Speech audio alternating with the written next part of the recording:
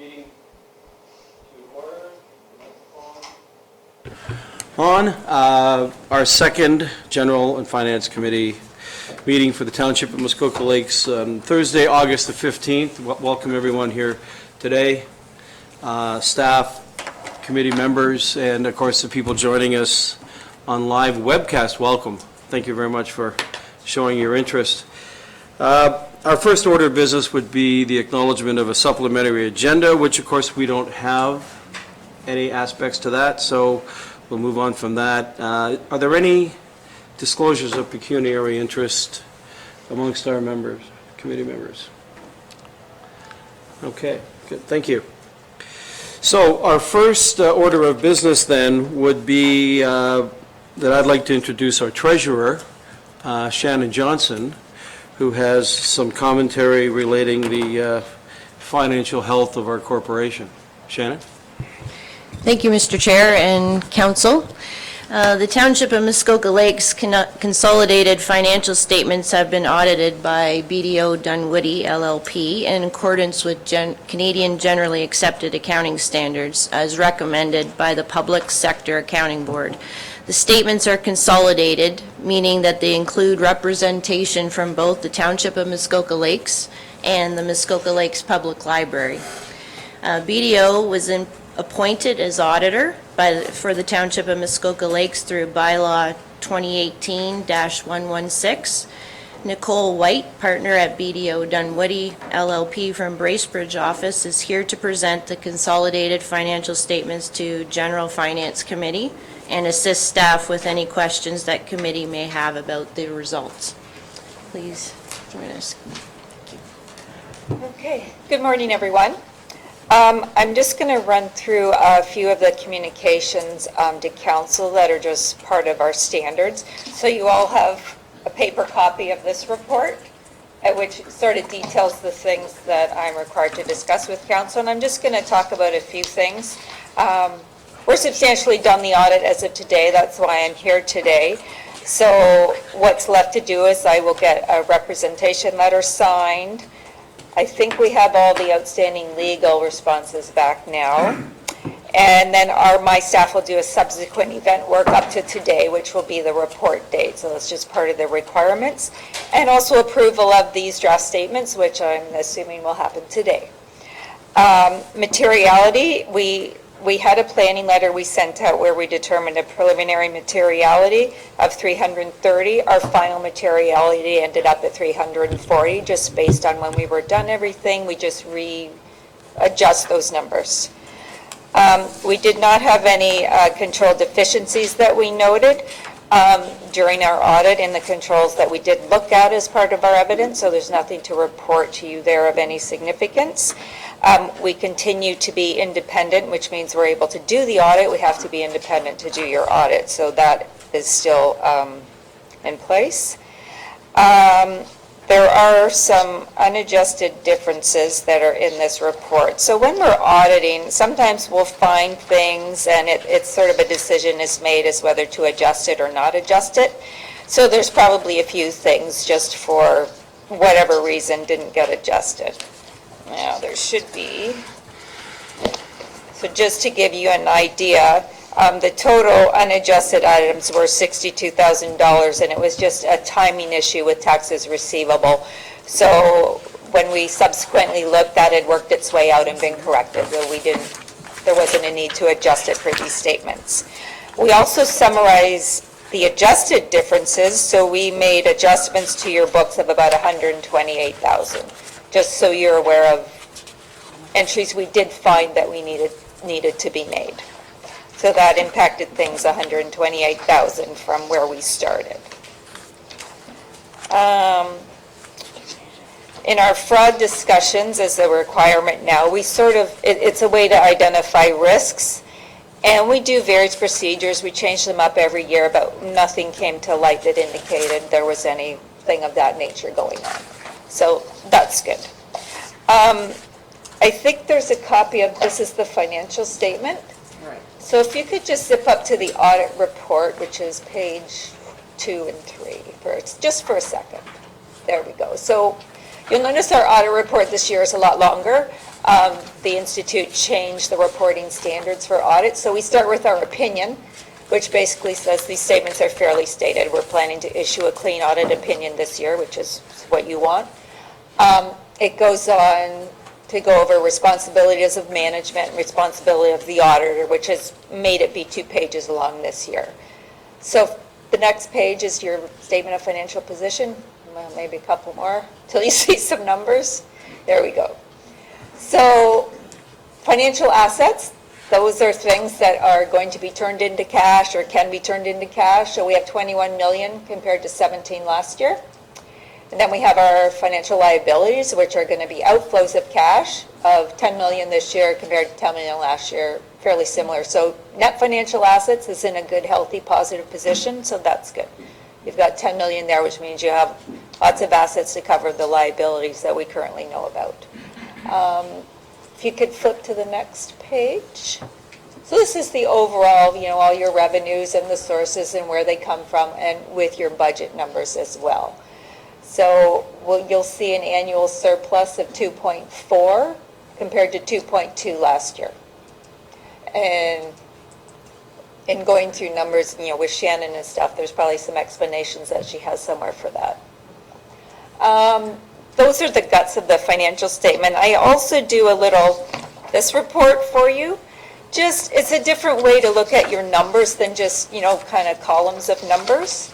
So this one is there's some key markers here. So I don't know if you can, it seems a little blurry, but the blue is just your revenue. So it's like a 5-year trend starting with 18 on the left and working your way down. So your revenues are fairly, there's somewhat of a flat line there, and it goes up and down depending on different grants that might be available in any given year typically. The big line, that one is your tangible capital assets, I think. No, it's the accumulated surplus, correct me. So you'll see it's growing, and what's in there is it is what's been invested in capital assets, and it's our reserves. So that number has been going up as well. And so the expense line is the red line, the revenue is the blue line, and the green line is our net financial assets. So you can see that it's been improving, and that's that number I spoke about where you want that to be a positive number, and it took a jump this year. So next page, this is just where your revenues come from. We've broken it down. Now, obviously, the biggest piece is tax, followed by fees and user charges. And there's other various little pieces, and they're fairly consistent year to year the last 2 years. So then the next page is sort of the same. Sorry, this is a 5-year history of all your expenses by your kind of department. So just to give you a kind of a visionary of what the 5-year expenses have looked like by each of your areas that we report on. And then the next page is just the similar pie charts, but on the expense side. And we've broken this one down between salaries, materials, contracted services. So again, the biggest components, and we've done 2 years, are the salaries, followed by materials, and then various other little categories. So pretty consistent over the years. So, does anyone have any questions for me? Either about the audit process or anything in the numbers? Now that you've had a full 5 minutes to digest all this, if that. And I'm available anytime too by email if there's questions that you have anytime throughout the year as well. Don't hesitate. Good, thank you. Nicole? Okay. If there are no other questions, sorry, Shannon, please. I was just going to follow up with Yes. my ending commentary. So thank you, Nicole. BDO Dunwoody has concluded that the statements fairly present the financial position of the township in all material aspects at December 31st, 2018, including the results of the annual operations and cash flows. As outlined in the staff report, the 2018 audited results differ from the 2018 operational budget approved by council. These differences are due to amortization, capital expenses, and debt principal payments. The Public Standards Accounting Board requires municipal audited statements to be prepared in accordance with generally accepted accounting principles. And as a result, audited amounts related to the calculation of the Township 2018 operating levy, budget levy, has been compared. Table 1 in my staff report, if we just go down there, thank you, has been calculated in order to compare the 2018 actual results of each department to the similar format of the 2018 operational budget that is presented to council for approval. The table shows the net differences by department to the 2018 operational budget. An operating surplus of $408,130 has been identified, and the main contributors to this surplus are an increase in 2018 building permit fee revenue and bank interest revenue over their related budgeted amounts. As well, the township's visitor center, the Duke House, was sold in summer 2018. Council's intention to sell this asset was not known during the 2018 budget process and has therefore resulted in net actual proceeds of approximately $450,000 being transferred to the capital levy discretionary reserve. As recommended in the staff report, staff recommend that General Finance Committee would recommend to Township Council to approve the consolidated financial statements of the Township of Muskoka Lakes for the year ended December 31st, 2018. Thank you. Thank you, Madam Treasurer. So I'd like to read this resolution at this time. Be it resolved that the General Finance Committee, moved by Councillor Edwards, seconded by Councillor Donelda Hayes. Be it resolved that the General Finance Committee recommend that Township Council approve the consolidated financial statements of the Township of Muskoka Lakes for the year ended December 31, 2018, as presented in the August 15, 2019 staff report. Mayor? Thank you.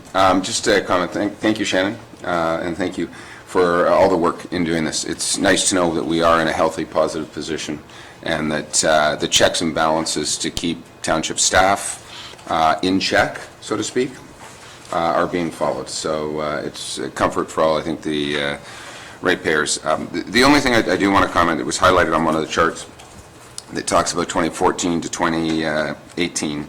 And, you know, in those 5-year changes, our general government expense line has gone up about 14%.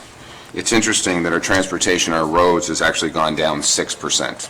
So, you know, it's a one thing that we know, that our capital costs are going up. It costs more to build roads, it costs more to build bridges, and yet we're underfunding, I think, in this particular area as we go forward in our expenses. The one sort of alarming is that our protection services has gone up 20% in this period.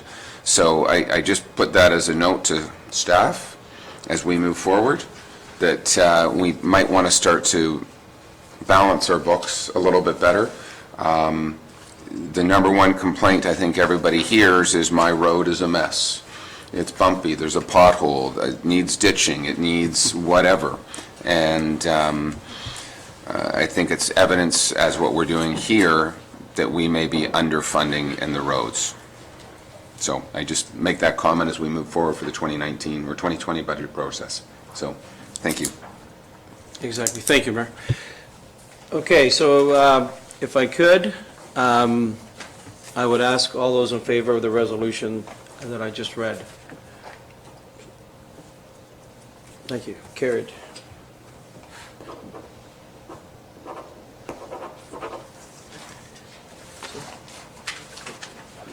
Okay. Thank you, Nicole. Thank you. Okay, our second delegation, Dan Carter of the Canadian Hemp Farmers Alliance. And you have a presentation. I would just ask, please, if you could, before you start, to state your name and your address for the record. Dan Thank Carter, 491 Beach Boulevard is the office there.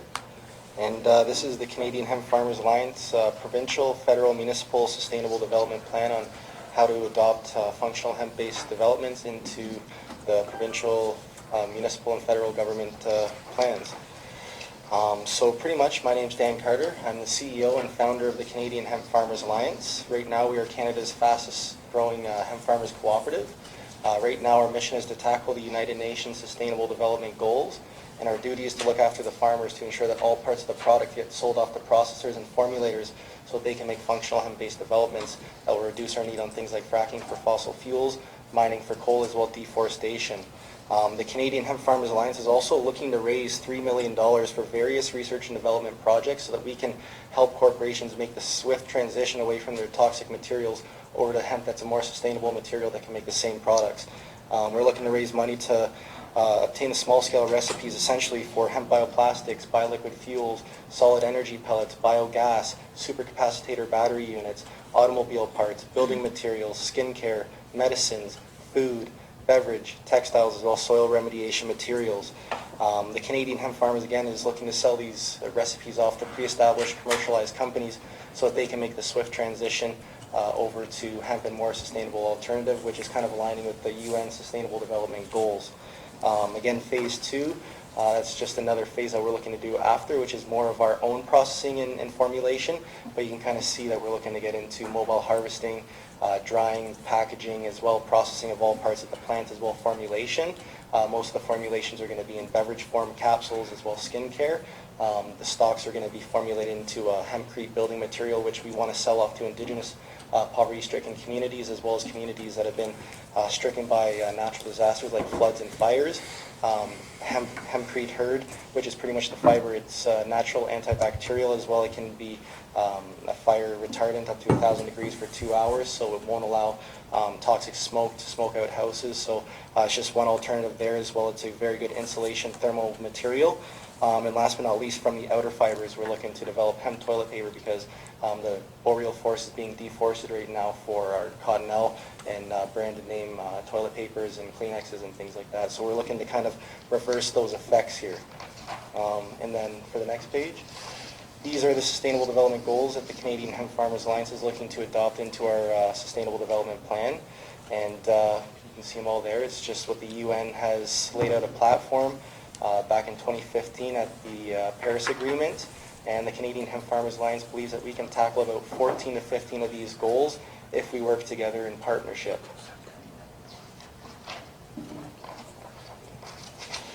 Now, these are just examples on how we can adopt hemp into the Canadian federal, provincial, municipal sustainable plans is by opening up procurement opportunities for various government departments who will be the purchasers of the functional hemp-based products from the formulation facilities who will be the sellers. Ways that the government departments can encourage agricultural growth is by purchasing hemp products like hemp toilet paper and photocopying paper, hemp bioplastic cutlery, plates, bowls, straws and cloths, tablecloths, hemp fiber laboratory coats, so that's already pretty much a contract that we have signed up with the Canadian Border Security Agency. They're looking to make hemp fiber lab coats out of that, so that's why I put that one up there as well. Hemp fiber insulation for new building development projects, as well as hemp supercapacitors for new government and public automobiles that are powered by electricity. So essentially Toronto is coming out with new public transportation that's electrically powered, and hemp supercapacitors is just the stock milled up, heated up into a nano sheet that can store energy 3 times more efficient than any graphene battery that we're using on the market today. So this will encourage corporations to adopt functional hemp-based products into their sustainable development plans. As well, this will encourage agricultural growth and give formulators, processors, and farmers the ability to work on a healthy profit-sharing contract, which will allow the farmer, processor, and formulator to all expand at the same rate while we tackle the United Nations Sustainable Development Goals. And then right here, I guess the jobs that would be created throughout the departments and in the municipalities would be things from seed breeders to cloning, tilling soil, adding soil nutrient services, seeding cultivation, propagation, flower processing, seed processing, stock processing, plus product formulation, human resources, marketing, testing, research and development, transportation, packaging, quality assurance, security, insurance brokers, internship students, as well as educators who are women, youth, and Indigenous workers. And then pretty much this is the 2018 year on how much CO2 was emitted in Canada here, which was 1.5 trillion pounds, and for Canada to sequester that with hemp, it would take 77 million acres of hemp to sequester that in 1 year. 1 acre of hemp will sequester 20,000 pounds of CO2 if it's grown for a fibrous purpose. So if you look down the line there, In 1 year, if we grew half the acreage that Canada has, we have 150 million acres of agriculture farmland available. If we want to do crop rotations as well, we have the capacity to do that. Pretty much within 1 year, we could sequester 1.5 trillion pounds if we grew, all 77 million, or 30 million acres would sequester between the years 2020 to 2050, and 14 million acres between 2020 to 2030, and 5 million acres between 2020 to 2050. So that's pretty much what the Canadian Hemp Farmers Alliance is here to do, is to see how we can get municipalities, provincial governments, and federal governments to adopt functional hemp-based products into their sustainable development plans. Thank you. Thank you, Dan. Thank you. Any questions of our presenter from the committee? Okay, I'm sorry, Councillor Hayes? Can we get a copy of his presentation? That would be great. Absolutely, I believe we And have also, it. I'm assuming that hemp is a very hardy plant. You can appreciate the growing seasons up here are not that great, and we have the best rocky soil in the world, I think. Are there any active hemp farms in Muskoka? Yeah, so there's a few actually. One in Huntsville, so he's down like by the Tally-Ho area, and then more in like the Barrie Utopia area once you get a little bit down further south. But we do have a lot of farmers, I guess, watching those farmers around the communities, and we're looking to see if we can start selling this product, and then from there it's going to encourage them to switch from, garlic, potatoes, or do a rotational crop. Good, thank you. I would ask, is there a specific ask you have of us here today? Just to focus on that? Yeah, so looking to see what kind of funding avenues, investments there potentially could be in the near future, as well as seeing how the municipality here would be interested to adopt functional hemp-based products into your upcoming development plans. Good. Okay, thank you. Thank you for your for having me. presentation. Thanks. Appreciate you coming out.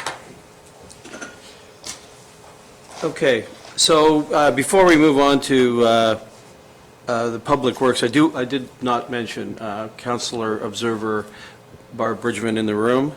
Appreciate you being here. And also, just in terms of submissions, and I guess just a general note, that we do require submissions of the delegations much in advance of what we had today. So just to cover that off. Everyone in the audience. Yeah. Yeah, well, somewhat benign. Yes, thank you very much for that. It's also around the table. That's for the record. Okay, Reminder. yes, so our first order of business, Public Works, would be a report from our Director of Public Works, Ken Becking, relating to parking on Currie Street in Bala. Ken?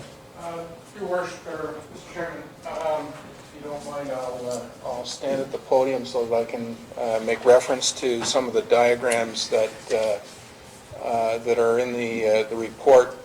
By way of background, I believe committee is aware that there were some property use issues in 2017, 2018 that reached a point of being untenable in 2018, and Council passed a series of bylaws, one of which was to restrict parking on Currie Street in order to address this land use issue.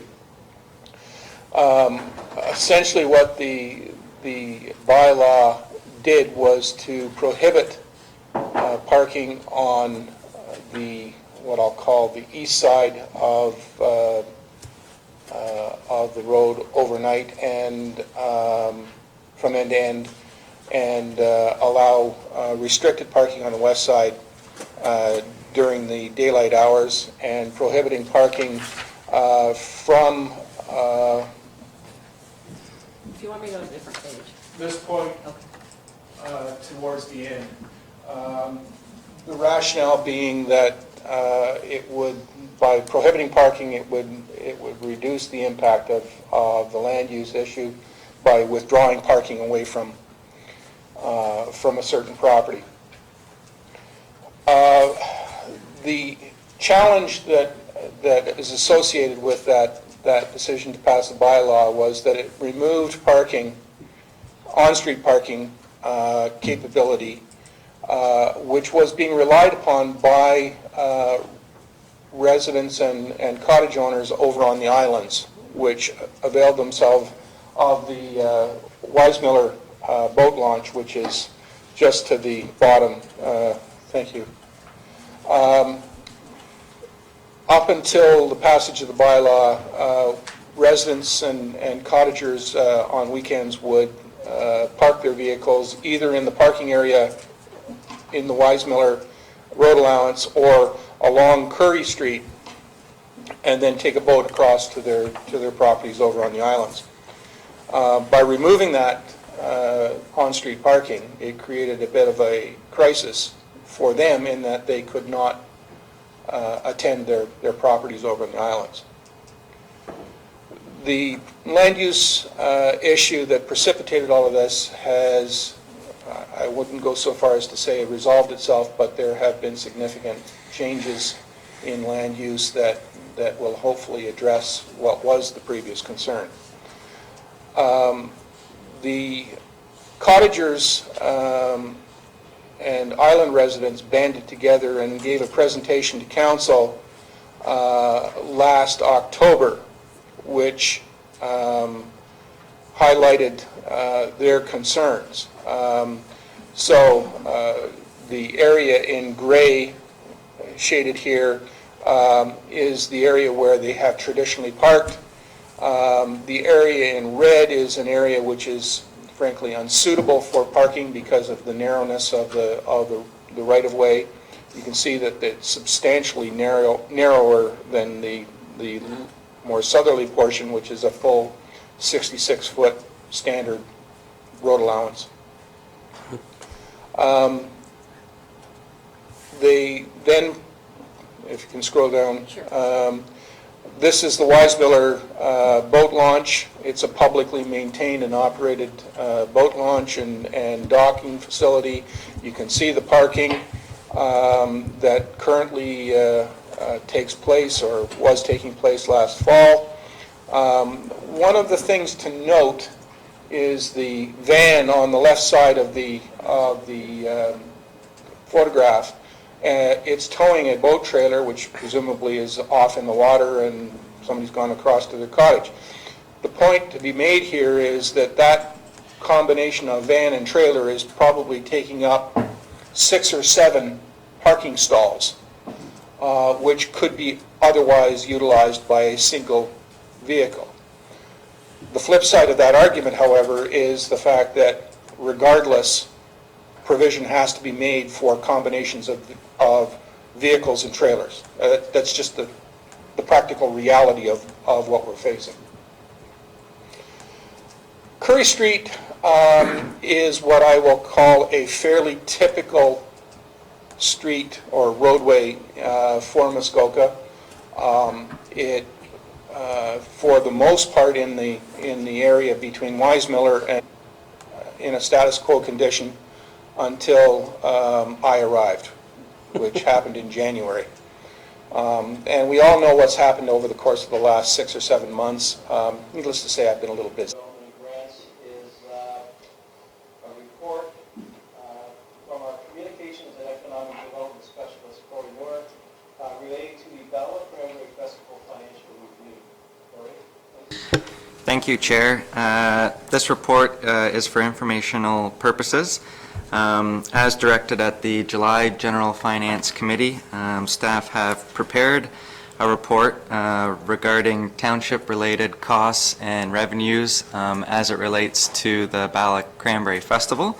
The report highlights an overview of those costs. I will mention as a reminder, in that staff report for the July General Finance Committee, the request from the Bala Cranberry Festival was for the waiver of fees related to garbage collection or a reduction in those fees for the 2019 festival. I'm happy to help answer any further questions.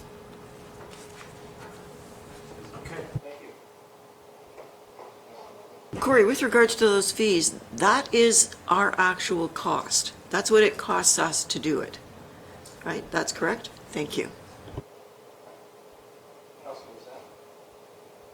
Just confirming that the festival also already received a grant through the Grants Committee that has a set amount of criteria as to who gets it and why. That is correct. The Cranberry Festival did receive a festival and event grant this past year. The grant was awarded for increased or to support entertainment on the Fridays and Sundays of the event to help attract attendees to come on those particular days. Okay, thank you. Any other comments, observations? Sorry, if you're asking for comments,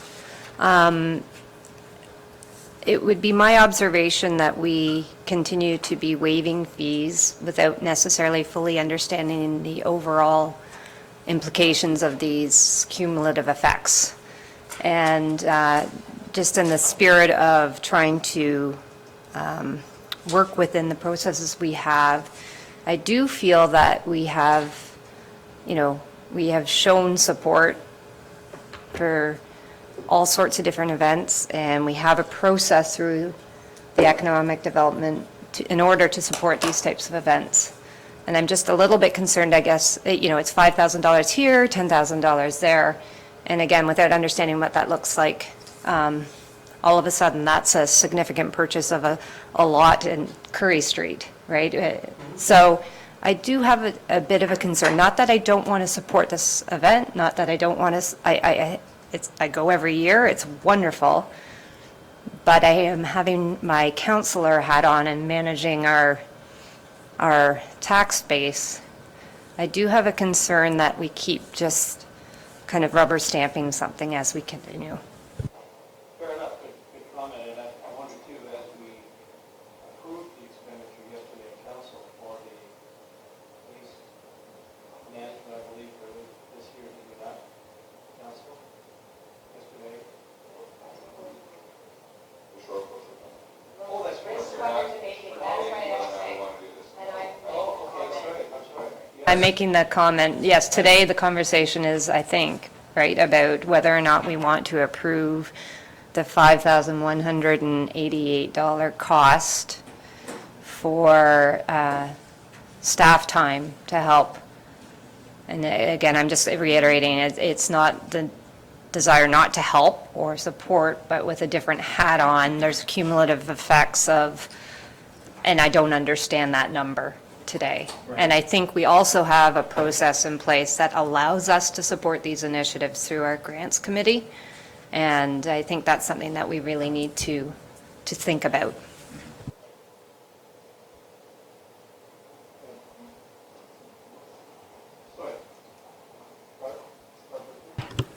Thank you, through you, Chair. I did sit in on this meeting last month. I guess I misunderstood. I was waiting to see what kind of a profit the festival makes, and I thought that was coming back, because to me it's relevant on whether they're going to lose money if we pay for this, or if they're not going to lose money.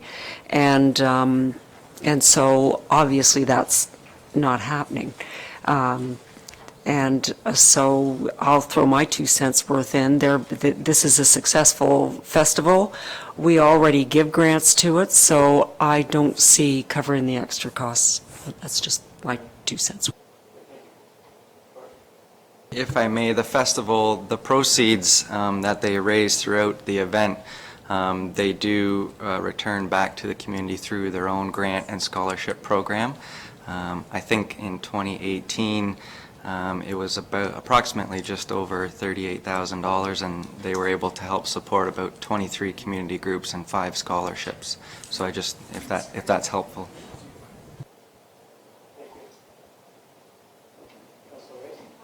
This is an actual cost to us for the waste diversion. If they think that they could do a better job, perhaps they could take it over and find ways through volunteers where they could reduce that. But this is what we're paying out of taxpayers' pocket in order for this to happen. So I would not support the waste diversion.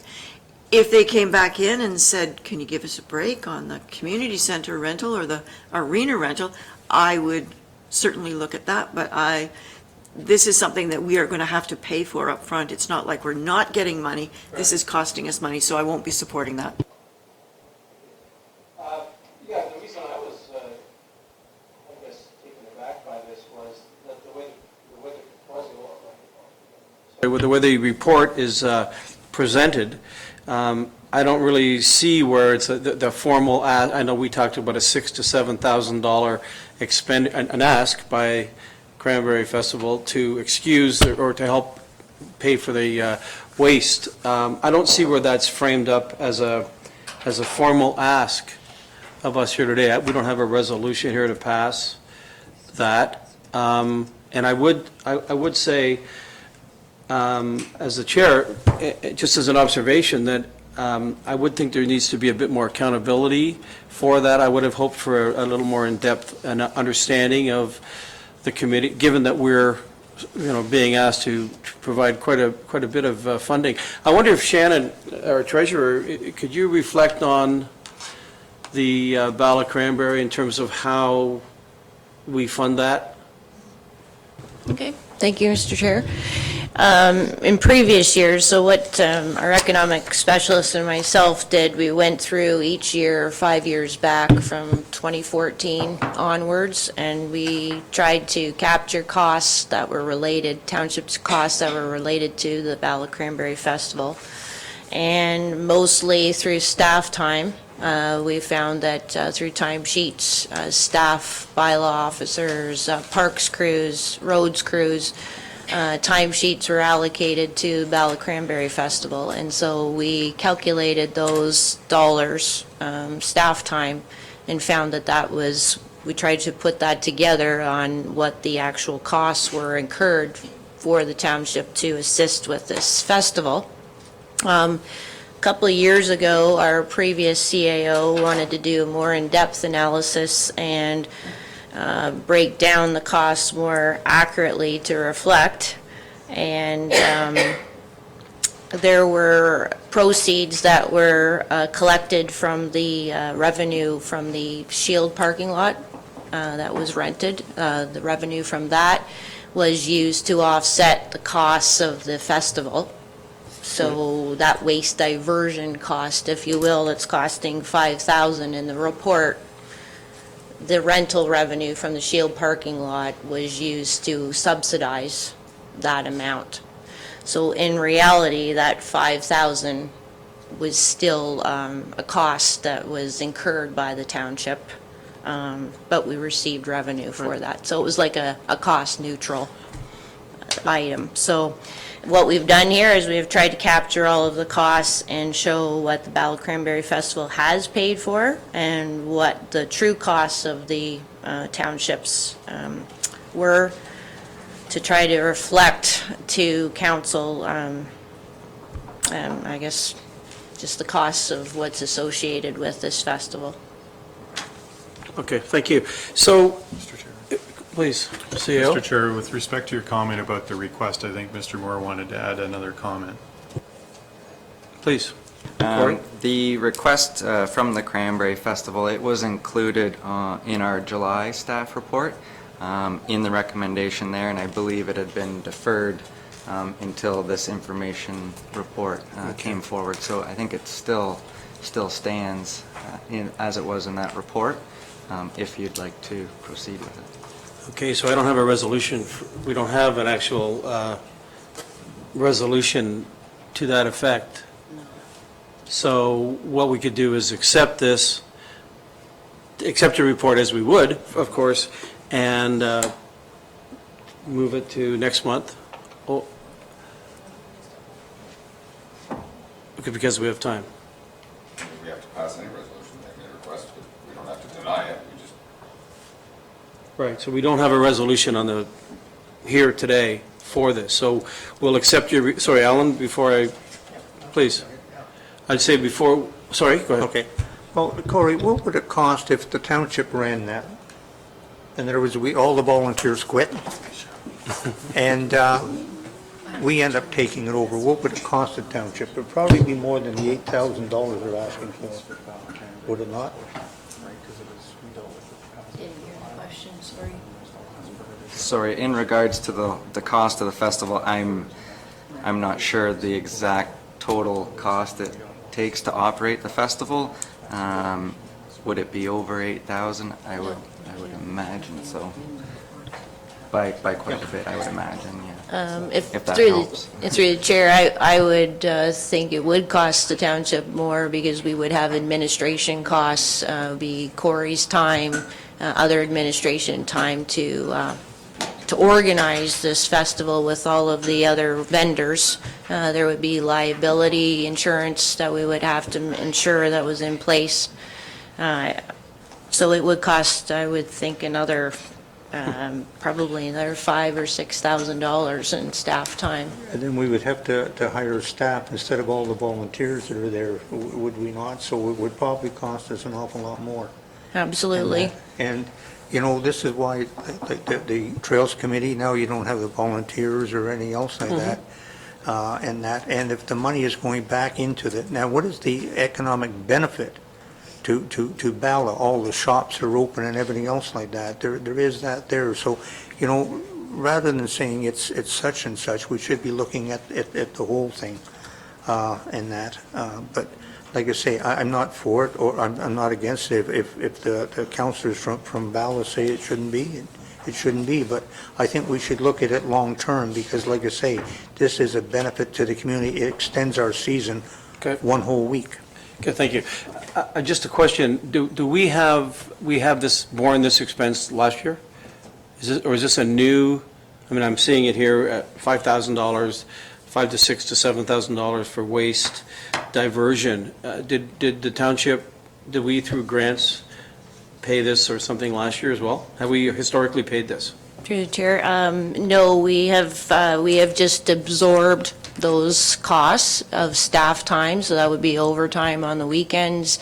That would be through just salary and wages. We've absorbed those costs. So like I previously mentioned, the past CAO wanted to do more of an analysis to capture what those true costs were. Right, okay. And then this was brought forth to the Cranberry Festival to show these are the true costs that the township is incurring for this festival.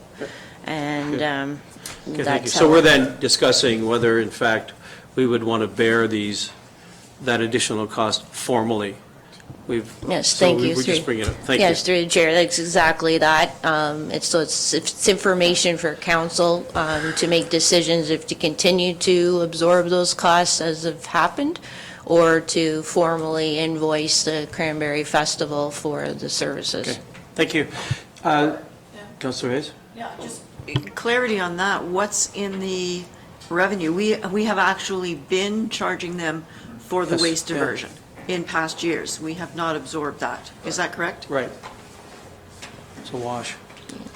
Through the chair, we have charged those the last 2 years, but as previously mentioned, rental revenue proceeds that we received from the renting of the Shield parking lot in Bala, those proceeds were used to offset these costs that were charged to the Cranberry Festival. So in a sense, it was subsidized. It helped subsidize the Cranberry Festival's Thank you.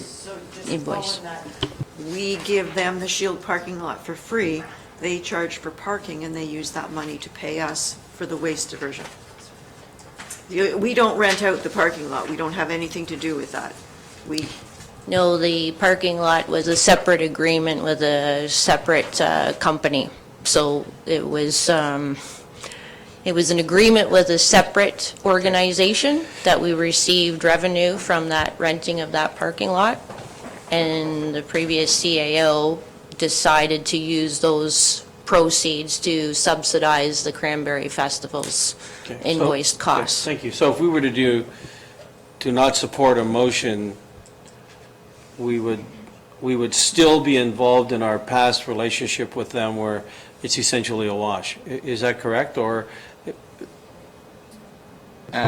No, for 2019, they would then be invoiced those fees related to the garbage collection for this year, as the township would not be receiving the compensation for the rental of the Shield parking lot as in prior years. Okay, sorry, Mayor. Thank you, Corey. Sorry. Okay, so I guess I'm a little bit confused, and I apologize. And again, this whole Shield parking lot and then the trade-off, first I've sort of heard of this, let me say. I know 2 years ago, Cranberry Festival came to us and said, oh, you're now charging us for garbage, you're now charging us for all this stuff. We didn't expect this, and they were all upset, and they said, can we help? We said no. I think they're back at the same time saying, here's some expense items that the township's charging us. We'd like you to not charge us these items, which is their prerogative to do that, but we don't get involved with their business. They do make money every year. They're just saying, well, we're going to make more money and we'll return it back to the community. Well, that's slightly different than charging people taxes at the end of the day, especially when we have hard costs. So I'll tell you right now, as far as if we have hard costs associated with this, I am not in favor of waiving those fees. And solid waste in particular is a hard cost that we have, so I'm not in favor of waiving those fees. I think we should maybe do a little bit better analysis to our Treasury Department to understand revenues that we've received from parking lot rentals or whatever, and invoices to them, and that's another revenue stream, because that's very blurred lines that I've never noted before.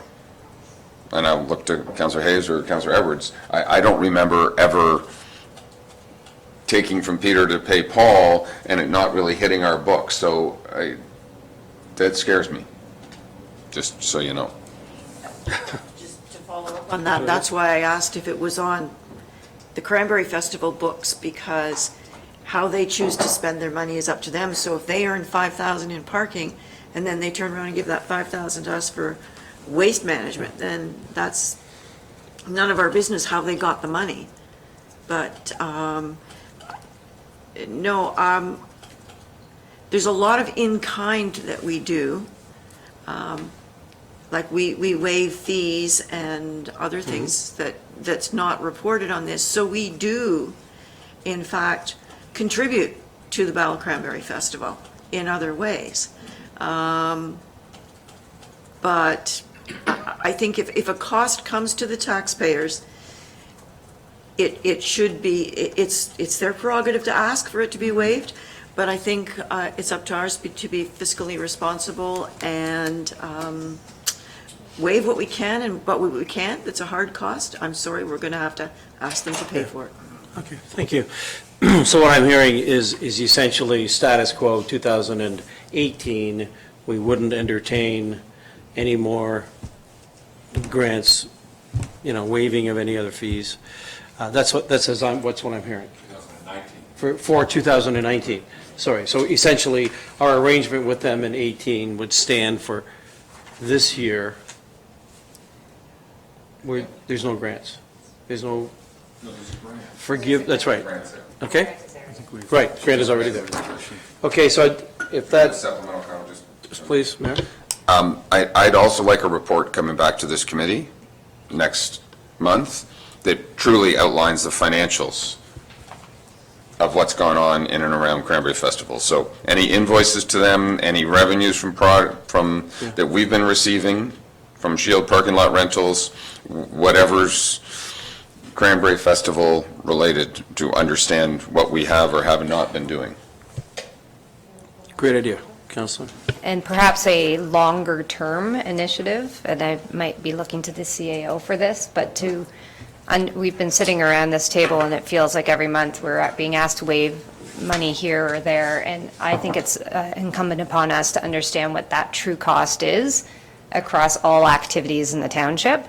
And I suspect that's a bigger and longer-term project, but I think we need to have that to help us make better decisions and honestly recognize where we are supporting the township. We shouldn't be feeling badly about not supporting this. We should be feeling great about all the things that we are doing, and we recognize that this is an important part of the township. But I would extend that thinking to other activities that we are doing that are maybe not quite as easily seen. So I don't know where we go with that, other than I would perhaps ask that our CAO can look at that, as I said, as a longer-term probably initiative. So, Mr. Chair, every time committee and/or council, well, ultimately council waives a fee, that impacts our revenue line. And so I think what I'm hearing you say is you want to know about that, so that's in the financial reporting section of each staff report that comes forward on those matters.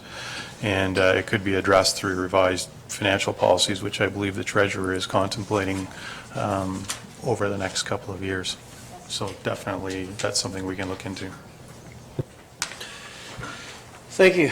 Okay, well, that all having been said, I have a resolution here, a motion moved by Councillor Hayes, seconded by Councillor Kelly, that the General and Finance Committee recommend that Township Council approve the request for Township staff to, this is wording, to assist with waste collection during the 2019 Bala Cranberry Festival operating hours, and that associated staff costs related to waste diversion not be waived. Does that work? No, it's kind of. We approved the request but not waived? I'm confused. We're going to do it. We'll do it for them, but we're going to, well, it doesn't actually say we're going to. So, Mr. Chair, that's correct. So if they've asked for help, we'll provide the help, but we're not going to waive any fees associated if they want that help, With the help. is what I've heard this committee say. Thank you. All in favor? It's carried.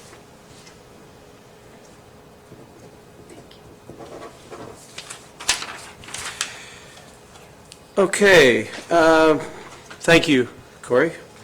So our next order of business would be, I guess, a second report from Corey Moore on the Muskoka Lakes Canada Day event review.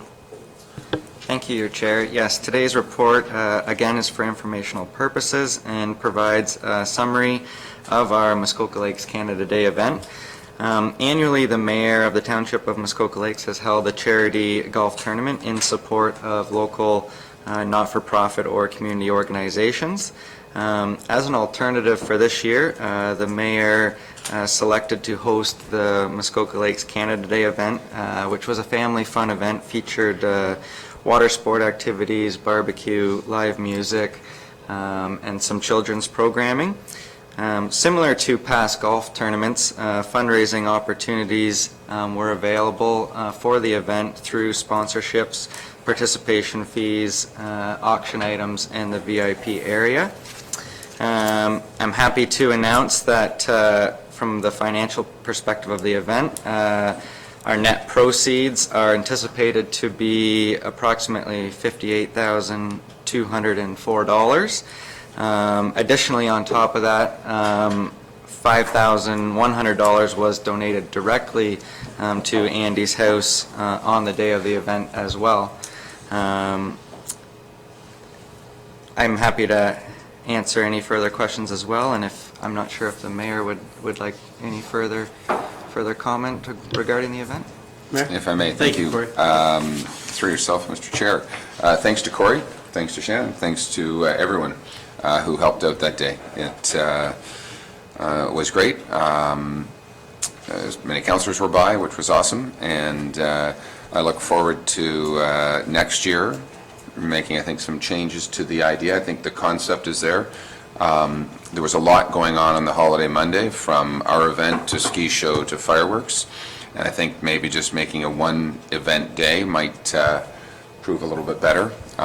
So we'll look at it with a little greater planning for next year, but it was nice that it was family included and not just golfer centric. So thankful, and I think next month we'll give a check presentation to Andy's house and flood victims. So. Well, thank you. And I must say, we were having our own Zavitz Canada Day, as it fell on a strange day for us. And I so sincerely, on behalf of the township, just applaud the efforts of not only yourself, but all the people, the volunteers, the support. It was an incredible, I know how hard it is to raise money, and that was a large effort. Just as a follow-up with that, I guess, Corey, we didn't quite reflect the Zavitz Canada Day sponsorship in here. That would probably put us, I'm assuming, over the $60,000 mark. So thank you very much for that, Mr. Zavitz. Public shaming. That's public shaming. I'm almost left speechless. Thank you. Thank you, thank you. Yeah, good luck with that. Okay, so as we move on, and again, that is an amazing feat, so well done. Look forward to next year, where I will be involved. So I'd like to call on our Chief Officer, Derek Hammond, regarding a strategic plan initiative, and the floor is yours. Thank you, Mr. Chair. So the report before you sort of outlines, thank you. The report before you outlines some commentary on strategic plans in general and their components. It also speaks to their importance and the notion that it's an expression of council's vision as well as the goals that it wants to accomplish over its own term. So our current plan was approved in 2015 for the 2014 to 2018 term. Typically, it was with most strategic plans, it contains a vision, mission, and values. The vision is to be achieved through 6 strategic priority areas: infrastructure, environment and heritage, community development, economic development, governance, communication. And each of those priority areas is supported by one or more goals as well as a series of objectives. There's also an implementation plan which identifies those objectives in a time frame of short, medium, and long. And in a number of cases, those objectives have either been fulfilled as staff have been recruited, most notably in the HR or human resources and economic development / communication functions. Certain objectives are being met through ongoing programs as well. And in some cases, some objectives are outstanding. So things like a communication strategy or a customer service strategy, Parks and Trails Master Plan. We heard about that earlier today. So it's interesting that we have a policy that requires council to adopt a strategic plan as well as review it annually. And that's actually good practice insofar as it's important that we keep track of the strategic plan. Is it still current? Does it need adjustments? And it's also, we have to recognize that times are changing. Almost daily, there's change. And so, given that we have, this current plan has a time frame of 2018, you've now had a bit of time in office since your election late last fall, and we have the recruitment of myself, the Director of Public Works, a new fire chief. It's probably timely to make sure that the components of our document are still valid. And so staff are recommending that we issue an RFP to obtain services to do just that, review and update the document as necessary. I'll stop there, Mr. Chair. I don't know if members have any questions. Thank you. Councilor Kelly?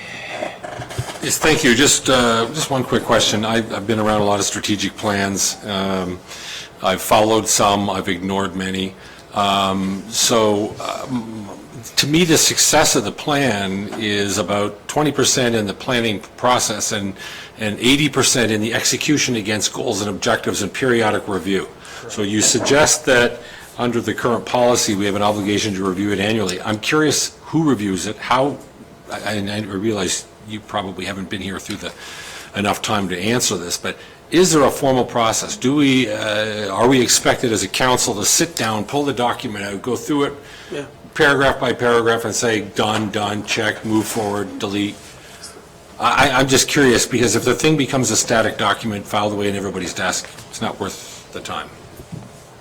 Thanks, Mr. Chair, and certainly that's the intent of the implementation plan, and it should be reviewed annually. The intent would be that work plans are submitted with an annual budget process that link back to that implementation plan, that link back to the strategic plan. And so I think that's your annual check-in.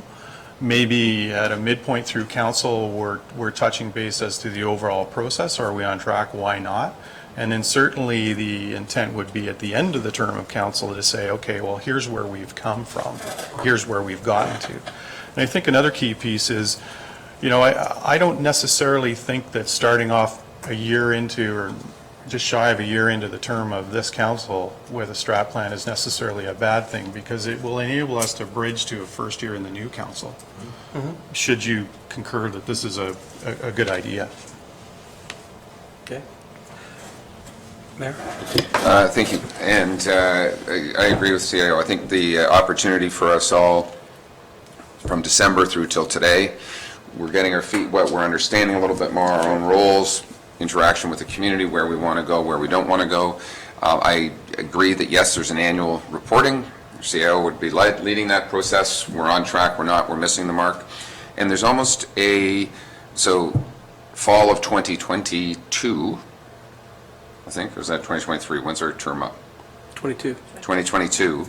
There is a transition paper, if you will. This is where councils come, this is where we've gone, and it's the carryover. This is succession planning.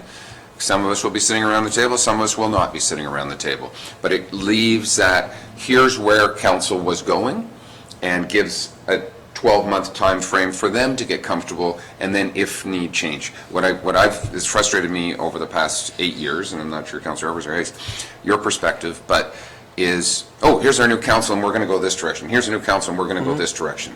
I don't think that's healthy for the Township of Muskoka Lakes or any municipality to, as the flavor of the 4-year term goes, that we should be looking longer term and hopefully just adjusting going forward. So let's start that process now. Good. I think, and to support both of your commentaries, would it be wise for we as a committee to establish one councillor per ward to meet every 6 months to review with the CAO the performance of that? I just, in terms of measurement, one would be assessing on a I guess 6 months would be a regular. You wouldn't do it every quarter, but wouldn't we visit the strategic plan more than once a year? Because the year is over, then we review it 14 months, in the 14th or 15th month of the. So I'm just saying, could we keep it more current? To your point. So, Mr. Chair, I think that's something that we can explore as we go through an engagement process, because I'm envisioning that there'd be a session with council as to what it wants to achieve in terms of its goals, but as well as how do we tackle how we review this plan, right? The implementation part of it. So certainly council members will have the opportunity to weigh in on that. Good. Okay, thank you. Councillor Mazan? I fully support this initiative. Thank you very much. Just one other quick question. I have misplaced my transitional document from the last council, but that the mayor was referring to. No, I'm curious, do we have any flexibility to tie people's performance their compensation to performance against strategic goals in the plan? And it may be that this council that needs to be tied to it, or at least the chairman of this committee that needs to be tied to them. But is there any way to link that, or is that kind of off base here? I'm not familiar, Mr. Chair, with that kind of concept in public sector. Not saying that I'm not opposed to exploring it, and I'd be happy to look into that. Good, thank you. Oh, sorry, Councillor Hayes first. Absolutely support it. We need to know where we're going in order to get there, and I would just request that this be looked at more as a living document where things can be added and taken due to circumstances that arise very quickly and are unanticipated. Agreed. Thank you. Mayor? Just a comment. I think that the compensation or check and balance comes in 2020. Whether we're sitting around the table or not again. 2022. Don't. We're going to have to scrape her off the ceiling. She's doing a good job. No election. I'm kidding. Okay, I'm going to move on and read this resolution moved by Councillor Edwards, seconded by Councillor Kelly. Be it resolved that the General and Finance Committee recommend to Township Council that staff be authorized to issue a request for proposal, an RFP, for consulting services to review and update the township's strategic plan. All those in favor? That's carried unanimously. Okay, thank you. Okay, there we go. Next piece, I guess there is an unfinished category, but we don't have any unfinished business that I'm aware of at this point.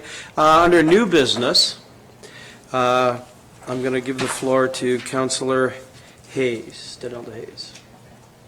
Unfortunately, this is not a good news item. Since 2017, small tents have been popping up in Jaspin Park, usually after the key, and they're gone by Monday. And the people in the area, when it first started in 2017, didn't give it much look. They knew that it would go away. Well, in 2018, it has now become very popular. And last summer, we were working on different things that we could do to help these people out, and John was involved and Steve was involved, and it didn't go anywhere. Unfortunately, it came to a head last weekend, and there were, you can see a number of tents up there in the park. There is no camping. They are coming in numbers, both RVs and tents. There is garbage, there is public urination, there is damage to the park and to the washrooms. There is reports of drinking, loud noise, fire, and partying till fireworks at 3 o'clock in the morning. And basically the neighbors have been calling to try and get something done, and with our bylaws the way they are, we haven't been able to accommodate them. It came to a boil last weekend, and they were starting to engage. The neighbors were engaging verbally with the campers. It is only going to escalate. Now, they come in after Friday when our bylaw leaves, and they leave on Sunday night before our bylaw gets back. They have called the OPP, and the OPP said, well, we don't enforce your bylaws. So we have three bylaws. 9167 covers parking, which allows 72 hours for an RV to remain in that parking lot. We have 8415, which I believe is still in effect, and it says that that park is closed at 11 o'clock. There will be nothing in that park after 11 o'clock.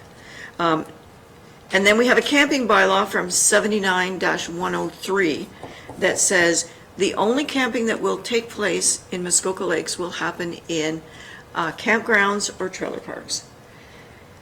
So what I'm here to ask you for today is to do something for these people. We've said you cannot park there overnight, or you cannot camp there.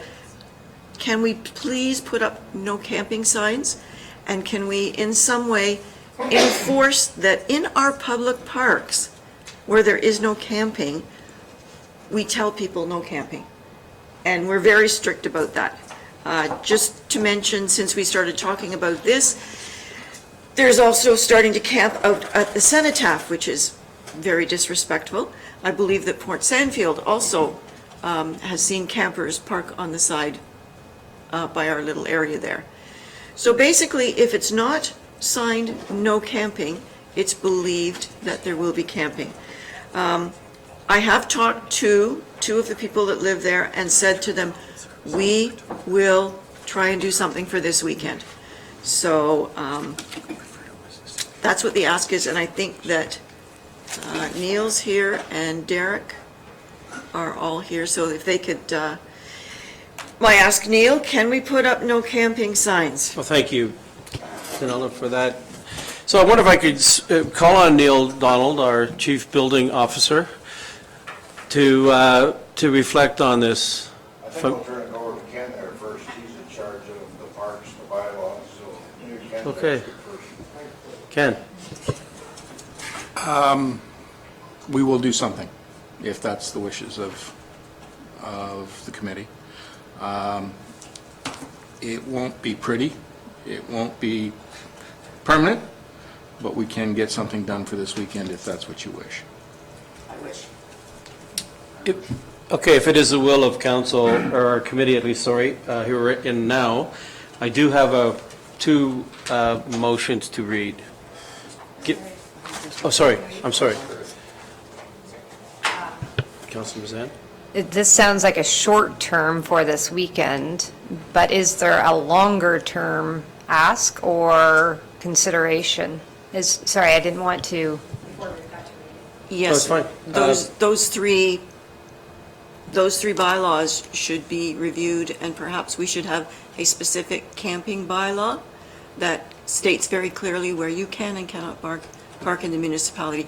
That would be something that staff would be directed to look into. Director Beckett?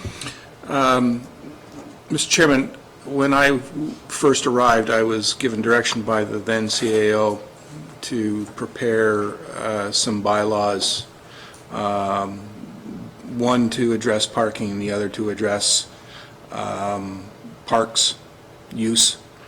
And I have drafts of both of those bylaws in place.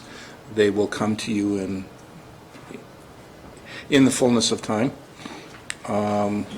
But we'll deal with what we can deal with, given the current regulatory regime, and then the other things will come forward to you as time permits. Okay, so, Neil? Mr. Chair, I just have one question about, if we have a council passed a resolution that with any sign that's posted that can get allowed in the park and allows for overnight parking of cars and stuff like that. In order for that not to have, that sign have to be removed. I don't know if we can do that, Ken, do you know? Mr. Chairman, I'll have to have a look at that before I can answer that question, but in as much as it may be easy for me to put up a sign, I can just as easily take one down if need be, so. Thank you. Mayor? Thank you. I guess my concern, one of the issues around the key in any bar is if someone drinks, they want to leave their vehicle. And we have said that that is actually a good thing versus promoting drinking and driving. I don't know how many people are sleeping in the parking lot. And again, if I sleep inside my car, am I really disturbing? If I'm outside having a bonfire, I'm certainly disturbing the peace, so to speak. So I'm fully in favor of erecting some signage for no parking. I'm trying to figure out how it is on a Saturday evening or a Friday evening. We can, because there might be somebody who decides to ignore that sign and pitch the tent, how we can facilitate a reminder to those people that there's no camping here. So that may just be as simple as a conversation with the OPP, that as they drive by, and I think it's not enforcing a bylaw, but saying, hey, you're not allowed to park here, move on. You're not allowed to camp here. And I think that they may be able to help with that.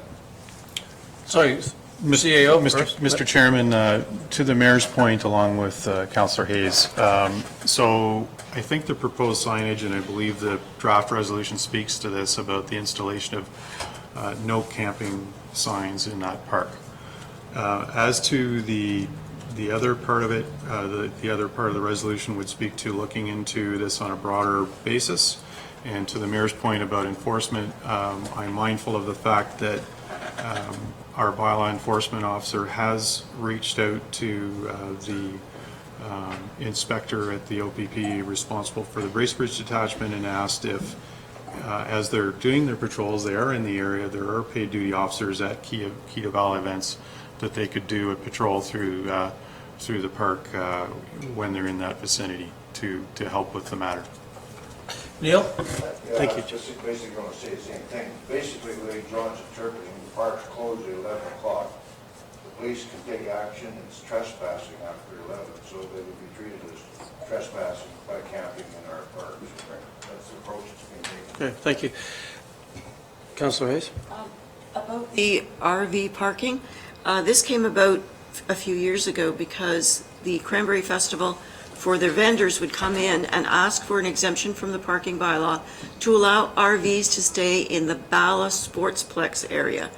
And rather than them keep on coming back every year, and given the fact that RVs are a little bit big and it's kind of a little bit difficult to park them just anywhere, that we allow them to stay for up to 72 hours in the Sportsplex. How it migrated from the Sportsplex to Jaspin Park, I don't know. But it was identified to only be allowed in the Sportsplex parking area. They're attracted by the lakefront, I suppose, the Moon River. Okay, so I've got a couple of, yeah, let's get these signs up. So, moved by Councillor Hayes, seconded by Councillor Kelly, that the General Finance Committee dispense with the notice of motion rule for a motion regarding Jaspin Park. We need to pass this first before I read the resolution. With a two-thirds vote. With a two-thirds vote. Is everybody clear? Just for my edification, are we trying to deal with the cenotaph as well, or is it just Jasper? Yeah, we're just dealing Okay, with fine, Jasper thank you. This would just do with Jasper Park.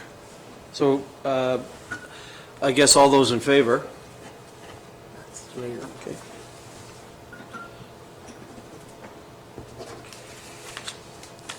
So then I'll read this resolution again, moved by Councillor Hayes, seconded by Councillor Kelly. Be it resolved that the General Finance Committee recommend to Township Council that staff be directed to erect no camping signs in Jaspin Park. And further, that staff be directed to review and report on revisions to the parking, parks, and camping bylaws. All those in favor? Good, thank you. That's cute. Ken, you've got to go. I'm good, but I'm not that good. Okay, Sorry, one more thing. sorry. I'm sorry, one more thing. I know I'm the only thing standing between you and the door, but there is something else that has come up that is a good news story. There are volunteer groups around the province that are trying to help preserve the milkweed. The milkweed is the only place where the monarch butterfly will lay its eggs. So in order to keep the population of monarch butterflies up, we're going to have to try and preserve the milkweed, a lot of which grows along the sides of our roads. So these volunteers have put forward a pilot project in other municipalities where they have volunteers that go out and they will tie some surveyors' tape around the milkweed, and then when the road crews come around to do their cutting, they will do everything possible, because it's not always possible, to leave the milkweed intact so that the monarch butterfly can flourish. I have asked Mr. Becking if he would be interested in looking at such a project, and he said if we have the volunteers that do the work, he will certainly talk to his crews. So I have volunteers that I'm going to pass this on to if it's endorsed by this committee here to go ahead and take that on as a Muskoka Lakes project that volunteers would handle completely. Any? Find out, I thought that surveyor's tape grew on milkweed. Interesting. Any comments or observations? Mayor? So not conflicting, but the tandem action that's going on is invasive and noxious weeds that's going on right now, and the public are identifying issues. The district on district roads and our township roads are actually trying to flag and say these are weeds that we need control of. It seems that we're identifying the good and the bad on the roads, and can these two work together somehow and in tandem?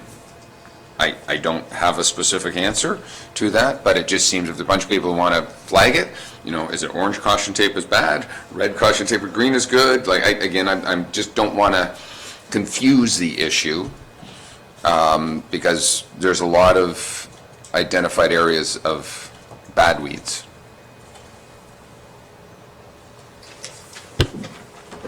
Ken? I think the mayor raises a good point. Maybe as he suggested, we go out and we'll make arrangements to acquire some green tape, and I'll donate that to the cause. Green is good, and then we can use the red stuff or the orange stuff for the bad stuff. As long as it's identified, and I can say to the operator, hit everything that's red and leave everything that's green or whatever, that's pretty simple and straightforward, and we can go from there. Maybe we should not do green. Green might be a little hard to thinking see. about slime green, but Okay, Councilor Edwards? Well, when we're brushing the side of the road, it's normally a tractor with like a sidearm and that. Are you just talking about when you were doing like hand jobs, like that, by hand, by weed eater? What I was thinking, Mr. Chairman, was, if we can identify it with something, whether it's tape or whatever, just say to the operator, if you see green tape, don't cut it, go around it. Move out, go wide around that area. Milkweed typically gets caught up in our roadside mowing operation as opposed to brushing. Typically, milkweed doesn't grow in a forested area where there's a lot of heavy brush and overhanging trees and so forth. So if we're going to affect a change, it will be through the roadside mowing program. And as long as it's identified, the operator can swing wide and go around a patch, and at the same time go in and whack down, wild turnip or something like that. So we just need to be a little bit more selective, I guess is what I'm saying. Okay, so it's obviously on the record. Does that, Good enough? is it good enough for you? Good. Committee- Now, is this- The nodding ahead, does committee support that? Yes. That's good, thank you. Okay, well, I think that's everything. I guess there is one question I might have, Ken, as it relates to that. Is this over for the season? Is the cutting of the roads, Unfortunately, the timing is not great. We are almost completed our roadside mowing program. We do occasionally bring in where we get significant growth in some areas, so we can, if the next go-round we encounter something, we'll steer clear of it. Good, thank That's you. the best I can offer for this year. Next year, if we get the volunteers out more in advance and we identify these areas, then we can simply avoid them. Good, thank you. So, Councillor Hayes, there's a challenge. A few more volunteers. I guess with that, I will read this, or move this, that moved by Councillor Hayes and seconded by Councillor Edwards, be it resolved that this meeting adjourn at 12:02 p.m. and the next regular meeting of the General Finance Committee will be held on Thursday, September the 12th, 2019 at 9 a.m. or at the call of the chair in the Council Chambers Municipal Office, Port Carling. All those in favor? Carried. Thank you.